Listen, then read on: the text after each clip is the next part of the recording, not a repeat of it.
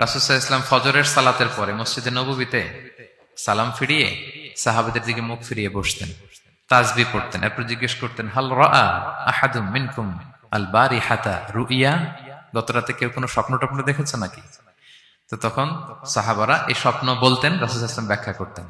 সুবহানাল্লাহ, কত সৌভাগ্যবান ছিলেন তারা। তাহলে স্বপ্ন বলা যাবে নাকি কাউকে? না। খুবই শুভাকাঙ্ক্ষী, আপনার একেবারে ক্লোজ ফ্রেন্ড, তাকে বলতে পারেন। আর অনেক বড় আলেম যিনি ভালো ব্যাখ্যা করতে পারবেন, আপনাকে গাইড করতে পারবেন, তাকে বলবেন, এছাড়া বলা যাবে না। আর খারাপ স্বপ্ন তো বলাই যাবে, আল্লাহ তাআলার কাছে পানা চাইতে হবে। তাহলে ঘুমিয়ে ঘুমিয়ে যেটা দেখি এটা কারোর কাছে বলা যাবে না।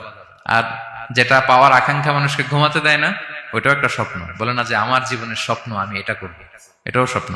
এই ভিশনও শেয়ার করা যাবে না কারোর সাথে। আপনারা তো ব্যবসায়ী মানুষ, টিপস শিখাই দেয় কিছু।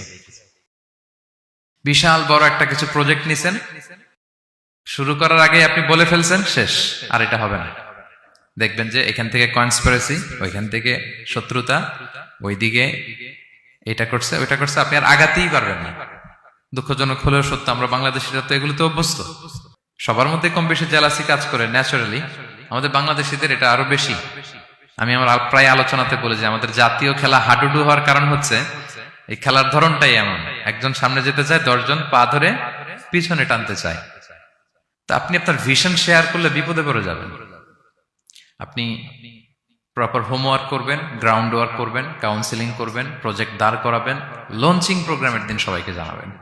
সব রেডি, এবার আর কেউ কিছু করতে পারবেন, এটা দাঁড়ায় গেছে, সব রেডি আমার।